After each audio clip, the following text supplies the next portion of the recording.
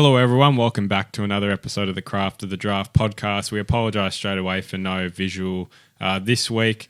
Just have to live with it for 1 week, but we will have it back next week. But we had a week off, saw a lot of football and just wanted to collect a lot of info to bring to this episode, and that's what we've got today. As usual, I'm one of your co-hosts, Nathan Seppi, joined by my other co-host, Jonty Ralph Smith. And we've always got a question to open. I've got the question this week. So I turned on to watch Gold Coast and Oakley's boys on Sunday and didn't actually notice this the first time in what they were wearing.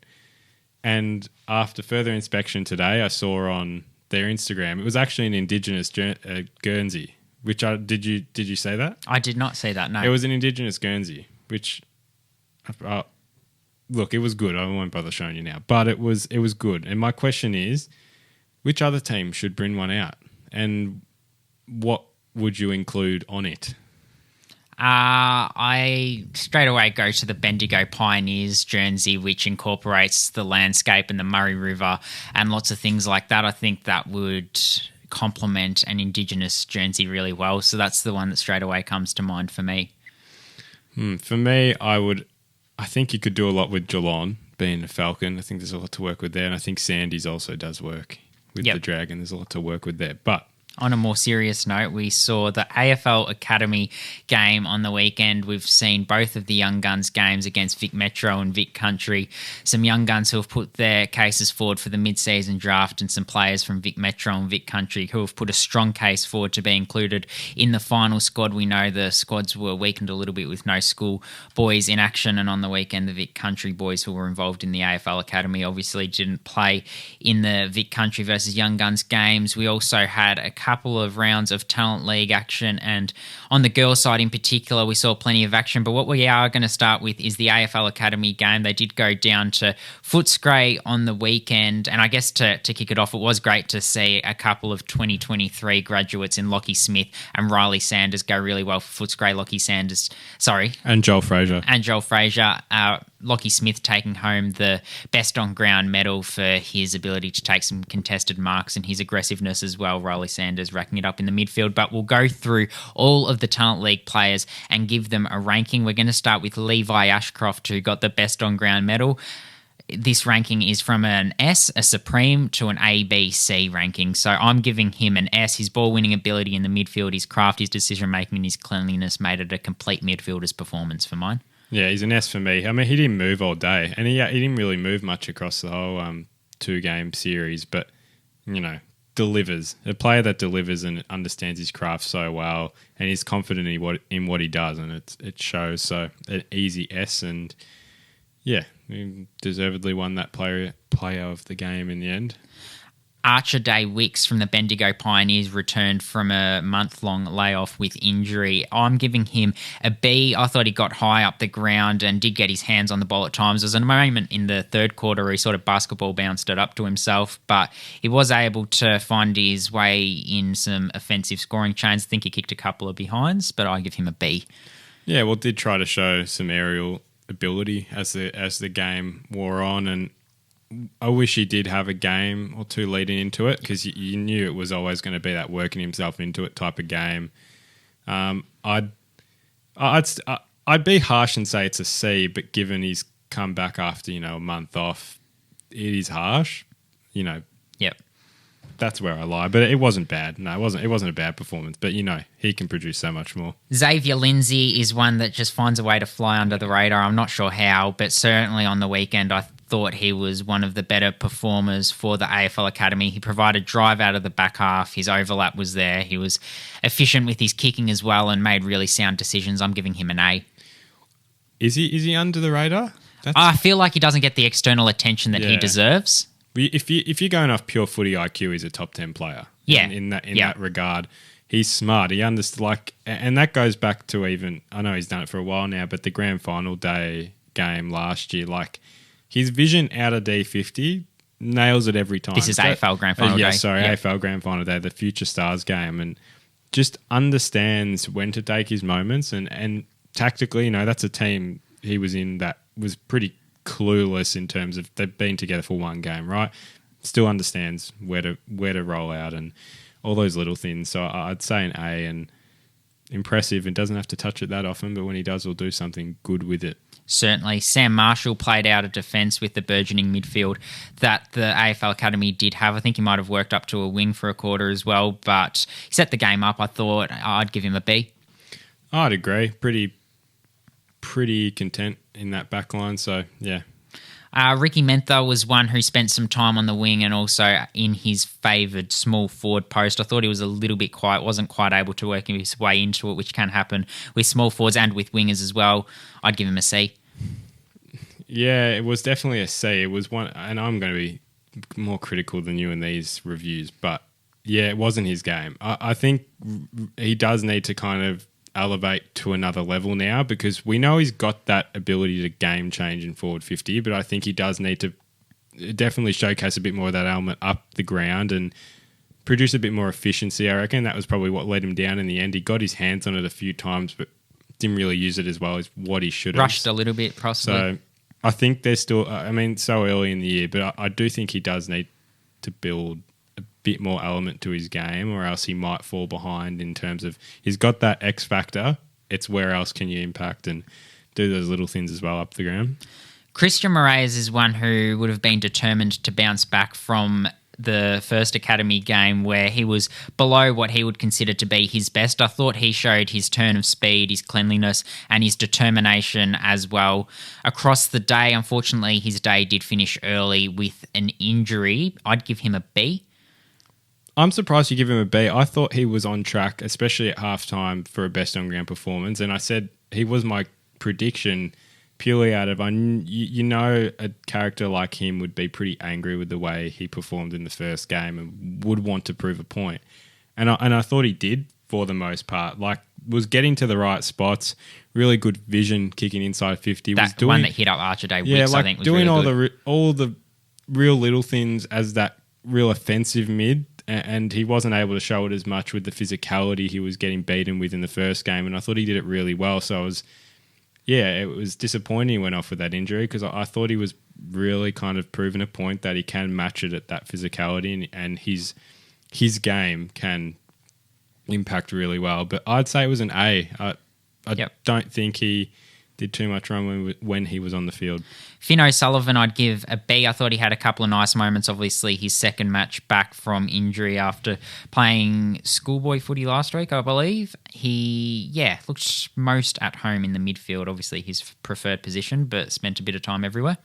I'd give him an A-, and that's purely out of the effort he brought off the ball, which was superb. Those second efforts of, whether it's a tackle, whether it's a smother, he gets it. And I don't think that's been as noticeable in the first few games of his, but it really did break out in this one. So I feel like I'd be harsh giving him a B, and I think for those things, I rate them very highly, those little second efforts. Jagger Smith, I thought, was certainly an A, was one of the best on ground for the AFL Academy. We know how elusive he is in traffic and creative as well. There was a centre clearance where he eluded 3 tacklers, I reckon, and then was able to hit up Job Shanahan inside 50 with a perfect lace-out kick, which I thought summed up his day pretty well.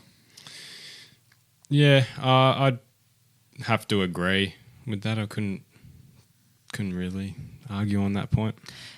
Tom Gross looked like a player who wanted to go and show what he could do and wanted to prove a point. It didn't always come off, and I thought at times he could have been a little bit more settled, but probably still was influential. I'm going to be a little bit critical and give him a C.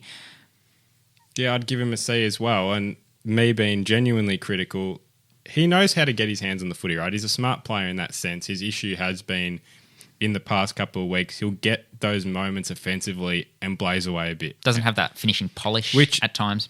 And it has let him down, and he'd probably be the first to admit that. Like that is an area of his game. You touch it up and he becomes an A+ player, because it's not like the other areas of his game are needing of improvement. So, yeah, it was a C game. It was probably not one of his finest, like, kind of 2-game performances for the academy, but like it wasn't bad either by any stretch. Harvey Langford kicked the first goal of the day, and I thought he was pretty good, pretty clean in traffic when he did get a go in the on-ball brigade. I'd give him a B.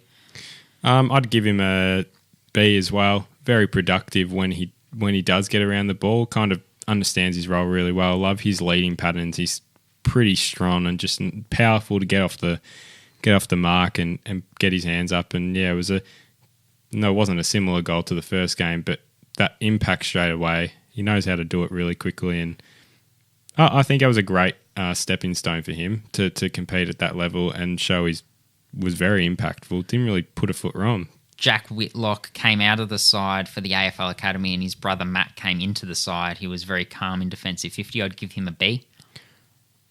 Yeah, I think a B is fair given the opposition and the challenge for him on much bigger bodies. Did struggle at time to kind of find to really grasp that physicality in that one-on-one, and got beaten a few times, but also won a few one-on-ones himself, or at least spoiled and brought it to ground, which I thought was just good of him to show he can match it. And yeah, I think a B was fair because it wasn't an average performance by any means. This one I wrestled with for some time, for longer than any of the other players, but I did settle on an S just based on the fact that he was again a late inclusion and again capitalised on his opportunity. Toby Travalia, his work rate in defensive 50 and the energy he provides was second to none. And not only were there the defensive efforts, but then I thought there was that offensive flair that we know he's got to his game as well came out. So I'd give him an S. Wow, yeah, that's a big call. Yeah, he was good. I'd give him an A in terms of really just understood how to execute so well out of that off that half back role and didn't seem to struggle in any defensive battle. He'd be so confident coming out of that. Like, he already had a good first 3 weeks of the season, but now he's proven he's going to do it against very high quality opposition in that sense. So yeah, impressive. He'll take so much confidence, and he's a lock for that Vic Country squad already. But Champs is going to be amazing to watch what he does there.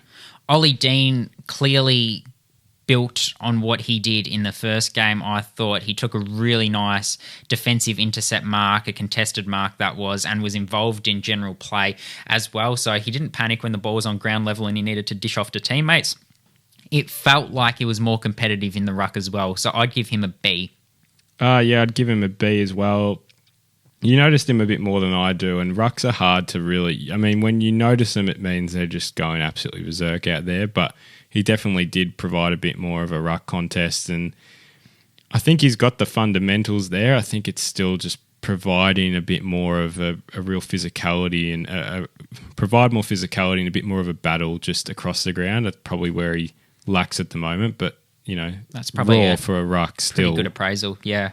Job Shanahan kicked 2 goals. I think he was the only multiple goal scorer for the AFL Academy and was the relieving ruck as well. He was probably carrying a fair bit of burden as the tallest target up forward, so I'd give him a B. Tough. I'd a B minus. Yeah, I'd probably lean towards a B minus. That struggled. He did get his hands on it, but at times it just didn't really work for him either. And there were efforts where, again, very harsh here, efforts he probably could have put a bit more into. Let's be honest. There were times on the win where didn't really seem all too interested in the second effort. That's very harsh, but it was noticeable, and that's things other people probably saw as well. There were just times where I thought up the ground you got to give a bit more there and provide a bit more sprint and it could have been tired.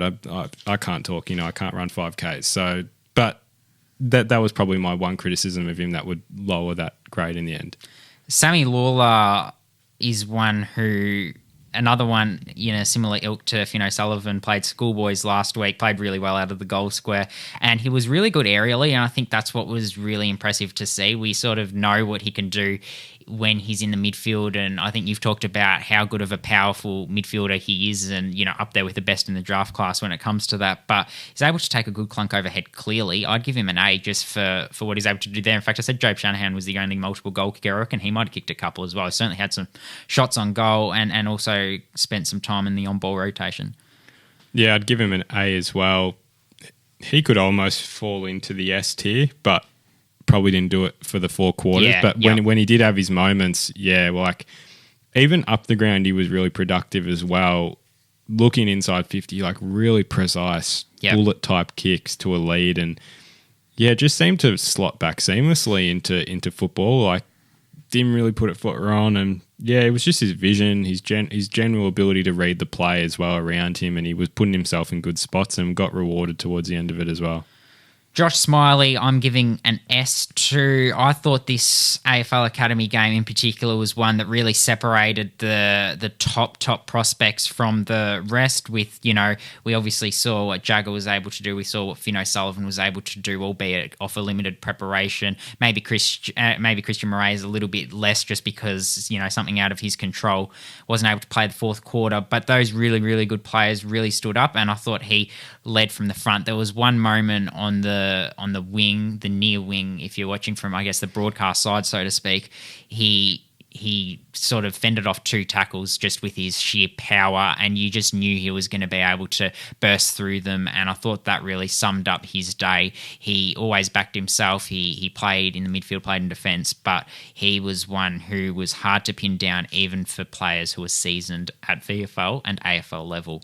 Yeah, well, okay, so at the end of this game, I was highly critical, and I was like, you know what, he wasted a few opportunities in that first quarter, and he did, but look, he's still an S. I think that's the reality. I was trying to kind of be really nitpicky and say, well, he does this, but he also can turn it over if he just kind of takes it on too much. But acceleration though, that's strength. Like you kind of it was still the attributes, I think, that overpower everything. That wasted a few opportunities early, but could you fault him afterwards? No. So an S. And last one from a talent league perspective, then I'll get you to give a quick overview of the interstate boys that you liked the look of as well, is Luke Traynor.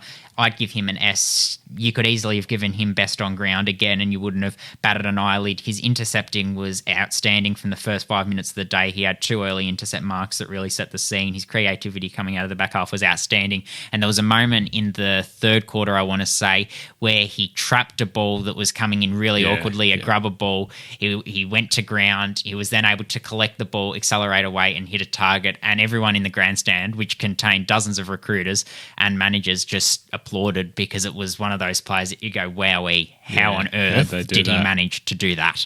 Yeah, clear S there. And it was, that could have been a game for him that he couldn't live up to the standards of what he did in the first game, but he backed it up. It was almost an identical game, but I think he, like you just said, he actually showed some different elements as well, that real tight, contested type of game we didn't probably see as much of in the first outing. He did that so well. He's just a smart footballer and reads the play that well, and got rewarded for the little things he was doing so well. I know you were big on what Bo Allen and Leo Lombard were able to produce. Maybe if you want to start with them from the Interstate Brigade. Yeah, well, massive fan of Leo Lombard, and I'll always be annoyed for the rest of the year that he's destined for the Suns. Would love to see him in an open draft, but the Suns they're cashing out at the moment. Yeah, big good time to jump on the Suns bandwagon. But he's in review, he probably had some less desirable moments when it came to being as clean as he was in the first game, but it's his general work ethic around the ground and is sensational, especially around the contest. Understands where to drop at the right spot when the ball's thrown up, all those little things like pressure, just quick hands, and understands the movement and the flow of a game really well. And I know he's played VFL now, and that probably is why he was so good in that game, but he was exceptional.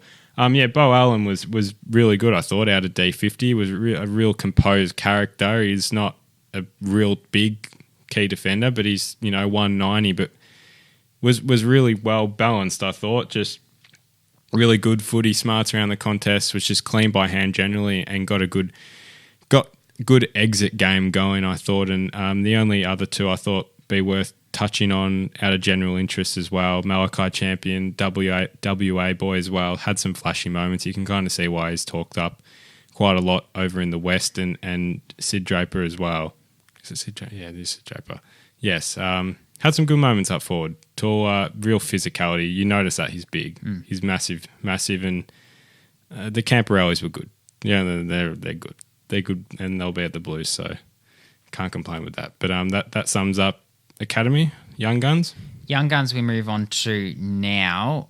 We've got a few players that we're going to run through, and we're going to look at their overall series as a whole. And yeah, we'll just run through a few. And Tom Hanley is where we'll start. I thought when he played in the middle, he showed his hunt for the footy and his ability to sort of win it and then find an option, but probably didn't take his game to the next level he would have liked. Tobin Murray was someone in that first game that really excelled. He copped a couple of really big hits, but when he was in that midfield, he was really clean around the footy and hard to stop. I thought he was the best of the young guns in the first game. Tarkin O'Leary is one that you've liked for the last 15 or 16 months. He provided a burst of energy and speed, which is what we've become accustomed to with him. And the first one that we touch on that really stood out and really separated himself from the pack is Oscar Smart, who kicked 3 goals, 1 in the first game, showed his aerial ability inside 50 despite being that medium forward. And then in the second game, he got thrown into the midfield in the first half and absolutely racked it up, showed his power and showed his composure in traffic. Yes, his field kicking at times probably let him down. That might have been the one criticism of his game, but that ability to explode away and show what he could do on the ground after showing what he could do in the air was ultra impressive. Yeah, well, I probably spent that many minutes talking about him last year as well, and it was similar issues last year that let him down with that field kicking. It was very hit or miss, and it is what let him down again, where there's just moments you're like, can you afford to have a guy like that turns it over in kind of, I would say, pivotal spots at times, running through the corridor. Those are areas you want entries and not turnovers, but I'm being judgmental there, but he was superb, wasn't he? And that form's transferred over from VFL. He kicked 4 goals, against, I think it was the Footscray a couple of weeks prior, but he's got that physicality. He impacts in the forward line, but in the midfield as well. He's just strung around the contest. He's someone you'd want on your team. Do you reckon he gets picked up?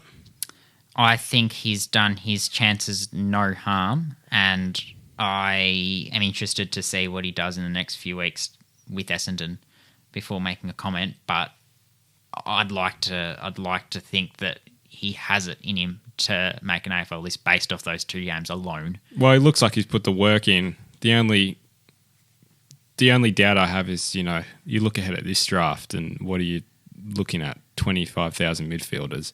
That's the only thing that will stand in his way, to me, really. That explosiveness is a point of difference. Yeah. I know everyone needs that explosiveness, but yeah. Interesting. But yeah, really did his chances no harm. Two really good performances. I'll run through a few more and then you can sort of give a review on any of the players that I run through that you want. Ollie Poole ran his wing lanes well in game 1. I thought Liam Kershaw also played in that wing rotation and was a really good outlet. Dayton Ureta was one who had a few moments across the 2 games, particularly in game 1. Always looks like he's working hard and able to get multiple possessions in a chain. And Cooper Lord was one whose physicality in both games when he worked his way into it was a real feature. And yeah, it was really hard at the contest. Well, I don't think I could comment on any one of those players necessarily. I'll give you a few more to kind of talk about. I'll talk on Joe Pike because I think he's naturally has to be in this discussion because being that ruck, he'll be probably one of the sought after players. I thought he was pretty good, especially, in that first game, his ability to get front position is now very prominent and he's proved that in the Talent League. That's probably something he struggled with last year, and it was his inability to really get himself inserted in the contest, especially at champs time as well, that let him down. But he seemed to work on that. He looks a much rougher and tougher ruck, and he does impact around the ground as well. He went up forward in the second game and took, some decent goal square marks, but just the height was a great advantage for him. But I don't know, what did you make of his 2 performances and where's he kind of sit now? He covers the ground really well, and I think he's one that's genuinely in the conversation now because of some of the deficiencies that he has addressed, and certainly with that ability to take a big contested mark and go forward as well as what he was able to show in the ruck was really impressive. Geordie Payne was one whose first game in particular was really strong. He generated a lot of scoring opportunities, so showed he could do it again after doing it at Tassie Devils level. He looks to me, and a question without notice, like he has a slightly awkward set shot routine when he comes in. I don't know if it's something you've noticed, but those last 2 or 3 steps just look like there's a little shuffle there. And that's not a massive criticism. He's not inaccurate, or not overly inaccurate. So, but it is just an observation. But I certainly like his leading lanes. He's flashy, and he obviously has a scoreboard impact. He's always making it happen on the scoreboard. Rye Cantwell was one who showed his hop and elusiveness, particularly in game 2, I thought. And Will McLaughlin did a few things to keep his name there or thereabouts in the conversation. Played a bit of wing in the second game. I'll touch back on Geordie quickly, and I don't know. I don't notice that about him, but he's definitely a better player in open play. Like those times he runs in 50 and snaps. Like he's that type of player that just loves to have no pressure on his kind of ball movement naturally going inside 50. But I thought he was opportunistic in both games. He definitely doesn't have to be around it all that often, but he's flashy and wants to get his hands on the footy and make an impact. And got on the end of some nice moments in both games. So if we go back to the grading system, he probably gets an A-. Like he was pretty efficient for them in the end, and probably in their top 5 or 6 players over the 2 games. Another one who was in their top handful across the fortnight was Kobe Shipp. I thought he was a really calm intercepting presence in their backline. He was very good one-on-one. He took 3 intercept marks in the second game after a pretty good first game.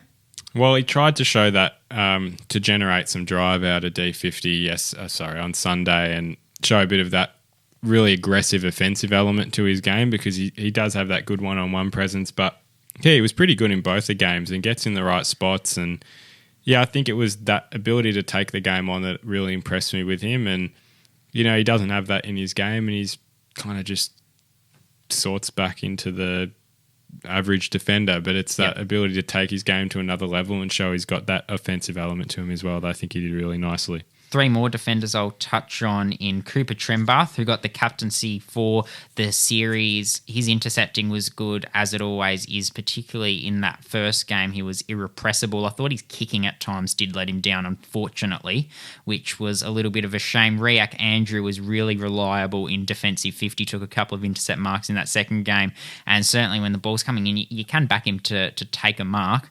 And Ryan Brody took, I reckon, 4 intercept marks in that first game and was quite poised with ball in hand.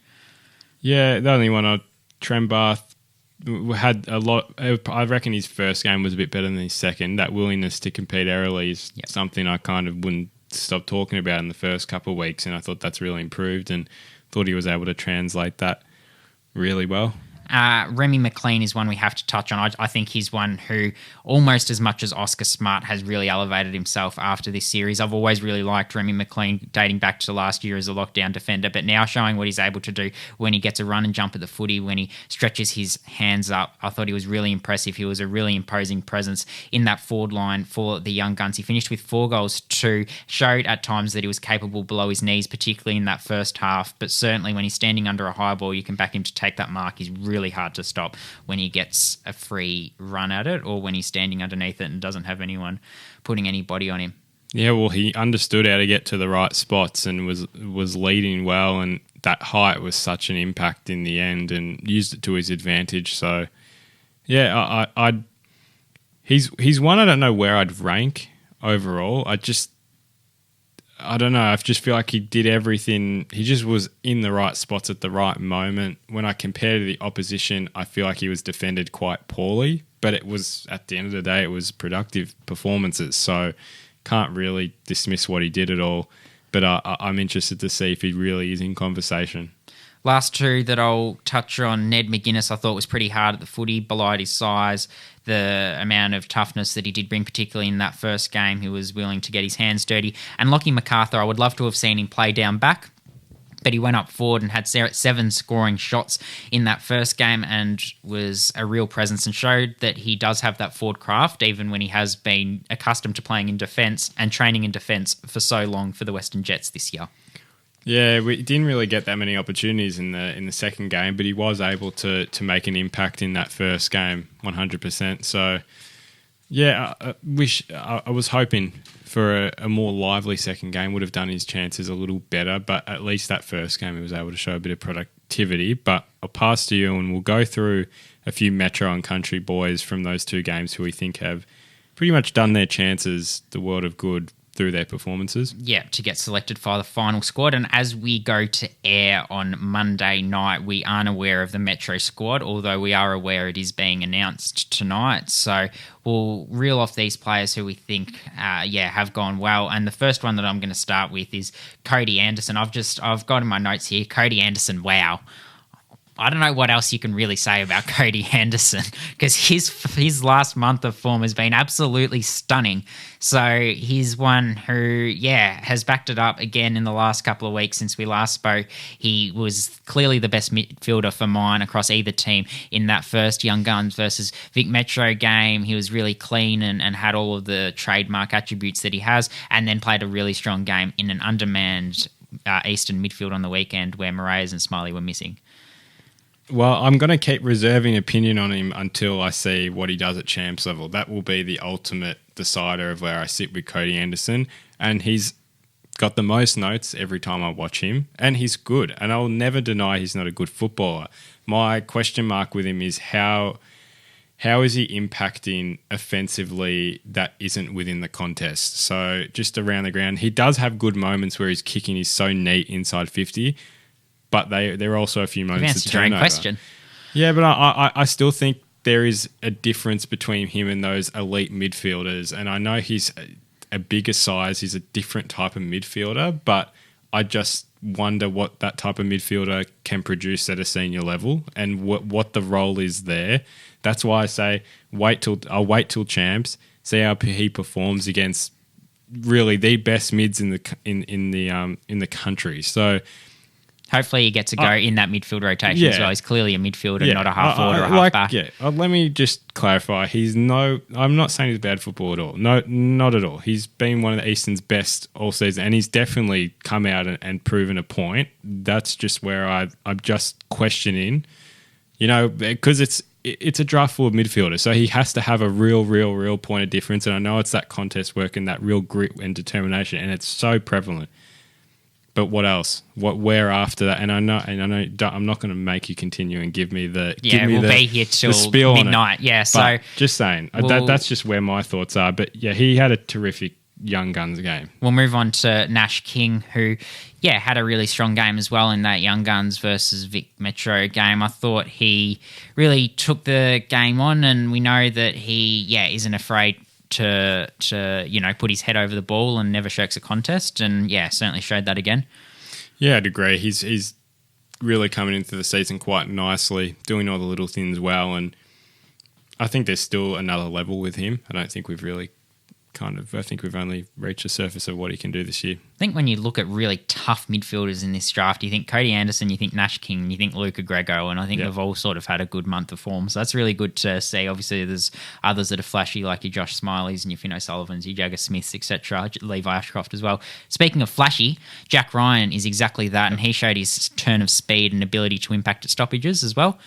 Yeah, he's a composed ball mover, and that was nice to see him do it at that high level as well, and was generally always just trying to find the best option with his speed, and doesn't let that speed just kind of narrow his vision when he's moving down the ground. So loved the way he's kind of worked into his season. Still a long way to go.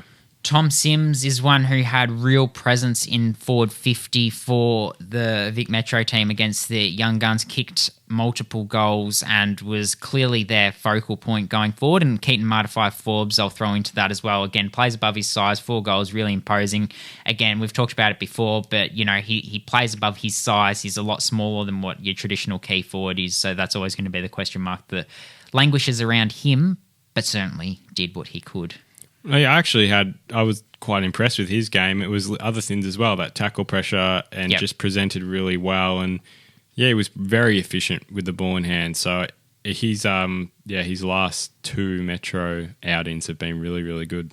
And we'll move on to some Vic Country boys now. Noah Tullio was really clean as a midfielder forward for the Vic Country team yesterday against the Young Guns, kicked a really classy crumbing goal. Well, he can play on the outside as well, which he did late last year. So he's got a bit of versatility to him, and it's that electricity about him that just catches your eye, and it will continue to catch your eye as the season goes on. Certainly someone else from the Geelong Falcons who I thought was quite impressive just with some of those follow-up efforts was Eden Ibbotson. He laid a really big goal-saving tackle, a couple of really big tackles in particular, and got his hands on the ball a fair bit through that mid-rotation. He's one that has surprised me in a couple of Vic Country games, obviously the Vic Country versus Vic Metro trial as well.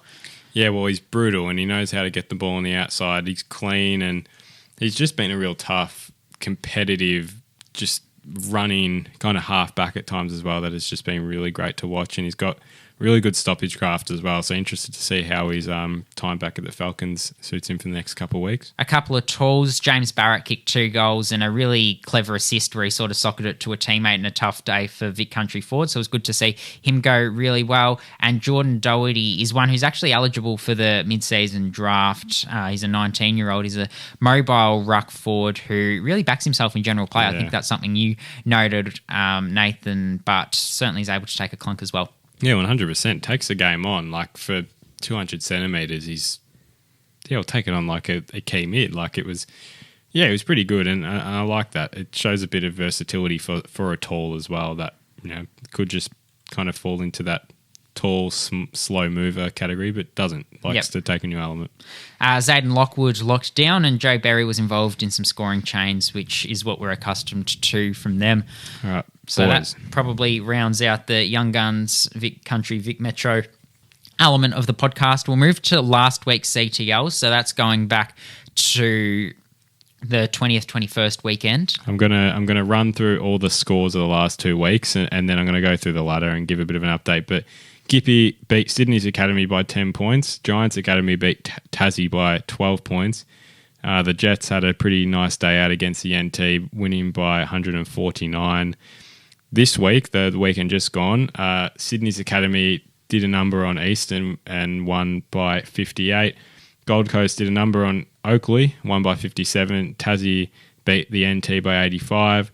Sandy, won by 114. That was a big performance.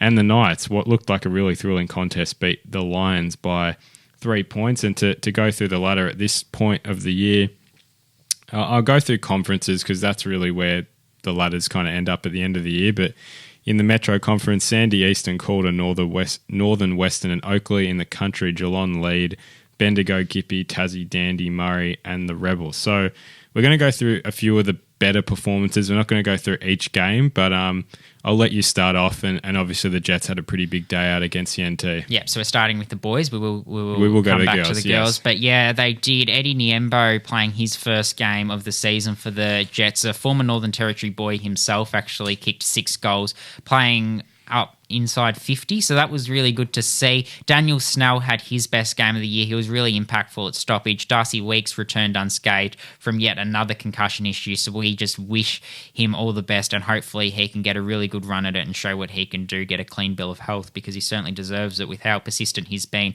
And Tom McGuan, the Collingwood father-son prospect for next year, was really clean in racking up 38 disposals. Luca Grego continued his strong form for Western. And Gippy, they had the 10-point win over Sydney, like you said. Alex Toru was the main talking point to come out of this game. Took 10 marks. He was a really strong presence in the air and, got better as the game went on. He took some contested marks, took some intercept marks, and was really hard to stop. Asher Eastham was also a really big presence inside 50 for Gippsland, despite the stats not necessarily reflecting the impact that he did have.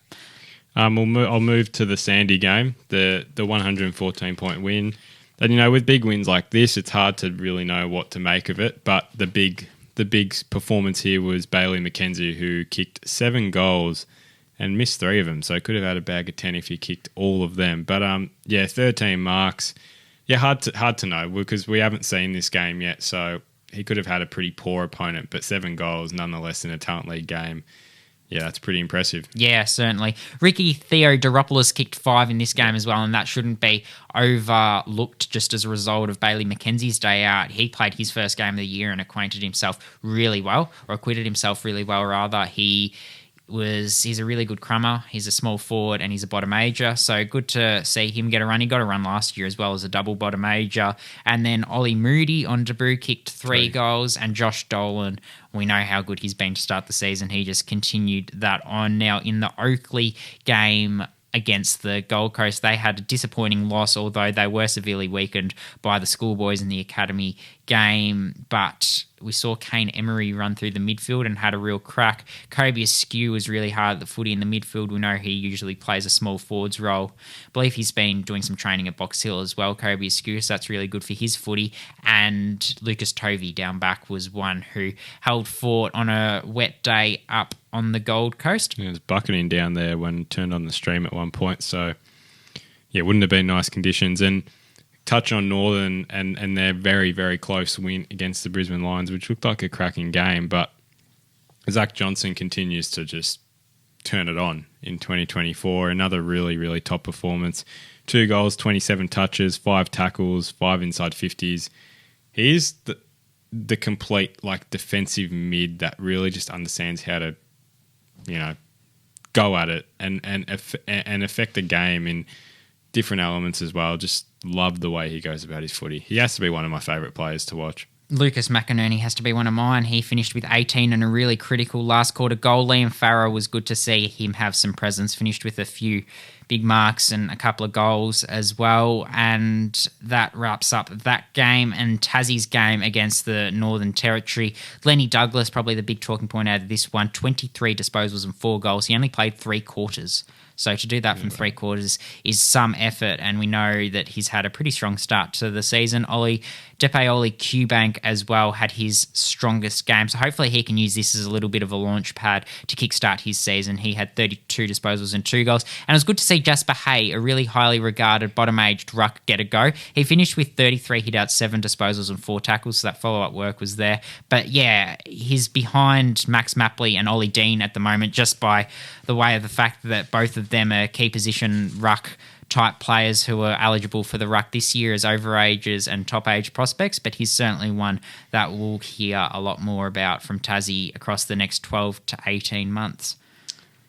Girls? Yep, we'll move on to the girls' side of things now, and we have to kick off with the fact that Sana Baka was listed by the West Coast Eagles last week after a really strong start to the season with Oakley. She's only played 13 games of footy in her life, Nathan, and she has fierceness, she has a really efficient kick, and obviously covers the ground really well. She's got that middle distance running background. Yeah, nationally fantastic, and a shame that what you told me, Kaylee Cav is out for the Eagles for the year, which is disappointing. And ACLs is not good for the girls at the moment. I want to quickly mention Maya Stobie for the Oakley Chargers, who did her ACL not long ago, and a shame to see her out. Wish her the best of recovery. And Kaylee Cav in that case as well. But and just to finish off on the grim note, Abby Vicino still 3 weeks away from an injury she sustained against Dandenong. But back to some more positive stuff. Yeah, well, great to see her get drafted. Terrific, and the story as well just adds to it. But similar to the boys, I will go through a lot more games for the girls over the last 2 weeks. But Northern beat the Rebels, Sydney Academy beat Gippy, Sandy beat Calder, Dandy and John had a pretty close one. Tassie beat the Giants Academy. The game of the, kind of year, looking at the start of the year was Oakley Eastern, and that was a demolishing by Oakley, which we were at. Bendigo beat Western, send them 2-0. In this week of footy, Oakley lost to the Gold Coast Academy, which I want to touch on that game because the Gold Coast girls are quite good from what I've watched. Eastern beat the Swans Academy. Dandy beat Gippy in their rivalry. Northern beat the Lions Academy in Brisbane. Giants beat Sandy. Bendigo went 3-0, beating Murray, who were very competitive this week, which is great to see. And Tassie beat the Rebels. But let's start on the one we were at, Oakley and Eastern, which, it was a belting. Yeah, it was. Which tells you how far ahead they are the rest of the comp. But to be fair, Tassie got very close. So I think Tassie should be in that conversation as well, in that upper echelon of teams. But look, I'll start. Emma McDonald, terrific. The roving capacity of her, just that's an area that's had to have gotten better for her, is that ground ball ability to impact when it's not going her way airily. And she did that. She had some really good ruck work moments as well, I found, when the ball was inside 50. So pretty complete from her. Emily Gladman, it's been good to see her establish some real consistency in her game. Obviously, put herself on the map with that 9-goal game, but she's one who you can start to count on week in, week out. For Oakley, Zara Newith shut down Georgie Brisbane. I thought she did a sterling job, and Charlotte Brewer's also been really strong for Oakley. Down back, Sarah Pousty's physicality and toughness was also crucial on the day. Yeah, I'd almost argue she was up in the top 3 players in the end, and that was terrific the way she attacked every aerial contest, every general contest in general. She's got courage. Like, she's a player that has natural courage at every aerial ball, and it's definitely impactful. Like, she wins it, and especially when the ball came out defensively, she's there, forces the turnover, and it's just repeat entries, and that's something Oakley can rely on every week. Yeah, absolutely. From an Eastern perspective, I thought Cleo Smith was really strong. She kicked some goals up forward, laid some really big tackles, and it was a real focal point for them when they looked to try and get the game on their terms, although it wasn't on their terms for very long. I thought she was probably their best player alongside Geordie Allen. Yeah, glad you brought her up. Geordie Allen was the other one that I think hasn't got a mention yet, but definitely deserves. She's a bottom ager, but she's really tough as well, commits herself to the contest, and has great vision exiting D50 as well. Really knows how to analyse the game well and find that nice kick moving out of the defensive area. So just a really neat decision maker, and I think, definitely deserves a mention for the way she's been playing. She was superb again on the weekend as well. Absolutely. I thought from Gippy's perspective, Alice Stoddart was one who was really strong for them in their loss last week against the Sydney Swans Academy. She really lit it up in the second quarter. She took some really brave intercept marks, was really good aerially, and has a really penetrating boot as well. Jazz Sowden's form across the last 2 weeks has also been impressive. For the Dandenong Stingrays, Kate Terry is one that we need to touch on. She's garnering a little bit of interest. She's one who's dominated local level for the last few years, and it's her first year in the Stingrays program. The pressure she applies in the midfield, the defensiveness has really stood out, and she's also a natural ball winner, so she's been really good. Probably a little bit quieter on the weekend. The weekend just gone where they had the win over Gippy, but certainly very strong in the game against Geelong, as was Kayla Dalglish, who was really fierce in the midfield, showed her tenacity, and she's one who's really putting herself on the map early this season. Not only has she shown that tenacity in the midfield, she's then gone forward on the weekend, kicked 5 goals too, showed her contested marking, showed her athleticism, and she also showed her athleticism at the preseason testing better than anyone in the state at the rookie meet testing. So a really impressive start to her season across a few different facets. For Geelong, Hayley Peck had a really enticing battle with Talia Black in the ruck last week, and Sarah Howley was typically busy at stoppages. Mika Morrissey took another step back towards her best form as well. I would say that Kayla Dalglish was on the map from her first performance last year. Yeah. She caught my eye straight like that. I think she kicked 3 goals or something similar on debut against Eastern last year. I just want to touch on the Rebels quickly, and I know they've got off to a poorer start by their standards, but definitely one I want to mention is Bella Davies, who has seemed to catch the eye, over the last 2 years with her athleticism. She's always been a good tester, but she's naturally a quite zippy player on the field as well, and she was really good out of D50 in their game against the Knights a couple weeks back, but just loves her contested footy in general. She's a real grit, determined worker out there. And fun fact, she actually kicked her first CTL goal against the Knights, but the story is that the Rebels coach, Sal Riley, just wanted to get her back on the field and say, just go play forward for 2 minutes. She goes on and kicks her first goal. In that 2 minutes, she was up forward. So I thought that was quite funny. Millie Lane has continued to really go strength to strength this season. She's been playing down back, but probably will move into the mid as well as the season goes on, show a bit of versatility in her game. But she's still learning that midfield craft and working up the ground and providing some inside 50 entries. Scarlett O'Donnell performing really well, and she's one that was kind of touted at the start of the season as one to watch, and she's been doing quite nicely. And then Jovi Skews Clinton as a bottom major has been really well. It can be a game changer, like that type of player, and we saw in the first game against the Falcons, she definitely has that.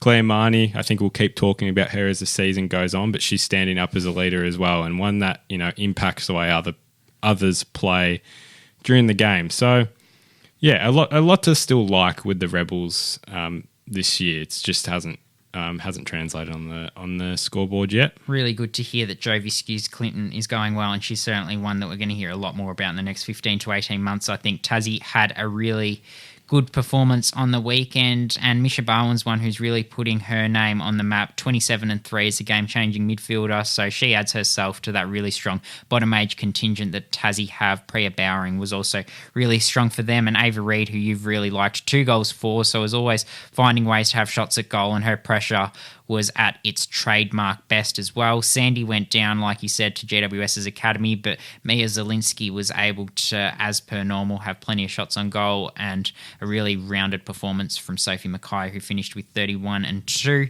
From Easton's perspective, they bounced back from that performance that you mentioned against Oakley. Taylor McMillan in the midfield, accompanied by Evie Parker and Grace Ballany, were all very strong. And Ash Centra, I mentioned the game where Alice Stoddart played strongly. Centra was a little bit down. She was a little bit ill, but she bounced back, took a step back towards her best finish with 24 disposals against the Dandenong Stingrays on the weekend.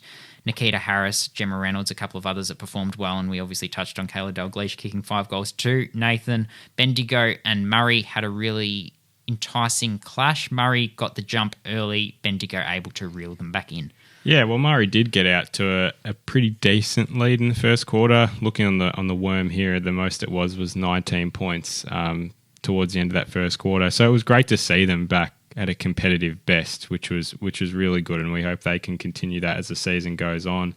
But one that had a pretty nice game when you look on the stat sheet was Madison Ibrahim, finished with 18 touches, a goal for the day, really good out of D50 with 8 rebound 50s in the end, and another one similar to her was Bella Brown that had 11 rebound 50s in the end for Murray. So, the defenders are making an impact, and they will most likely get the most chance with Murray's weaker side. So it's good to see them getting the opportunities there. And Bendigo, 3-0. Can't complain. And I'll touch on this next episode to save time, but I've made a collective ladder of boys and girls combined.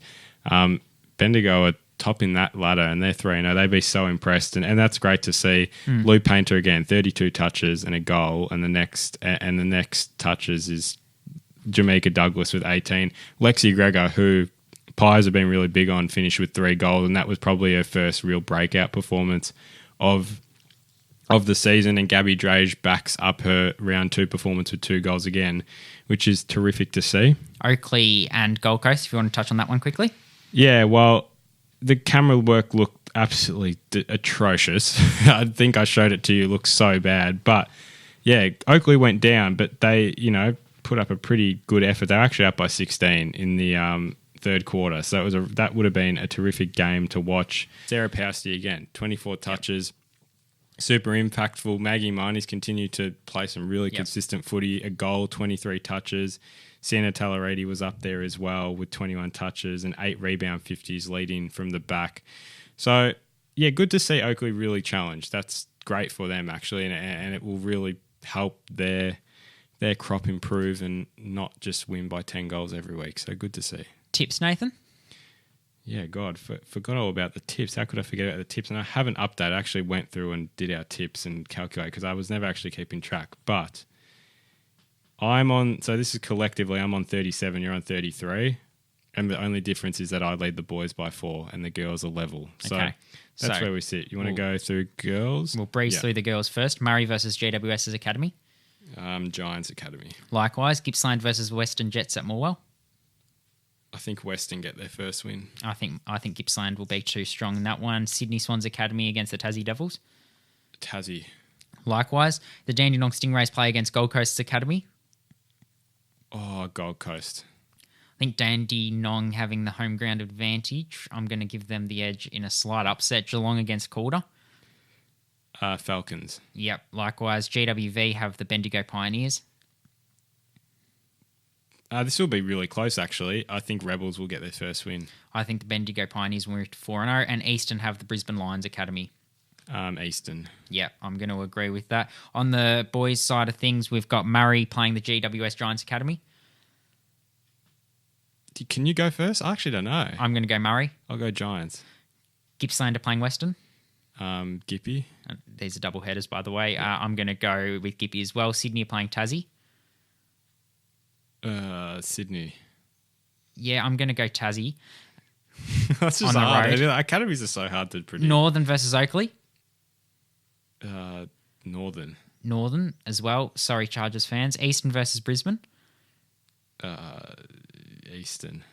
Likewise. Dandenong versus Gold Coast. Dandenong. Likewise. Geelong versus Calder. Geelong. Likewise. GWV versus Bendigo. Bendigo. Bendigo are moving to 4-0 for mine as wow. well. They're going to move to 8-0 as a program, I reckon. But that'll do us for this episode. Plenty to wrap up, plenty of different things to look at. But if you want more content, head to our channels on Instagram at Craft of the Draft. Thanks to Radio in. Karen, might I add, just before we forget as well. Thanks to Radio Karen for the studio, as always. And thank you, as always, for tuning in. We'll see you next week.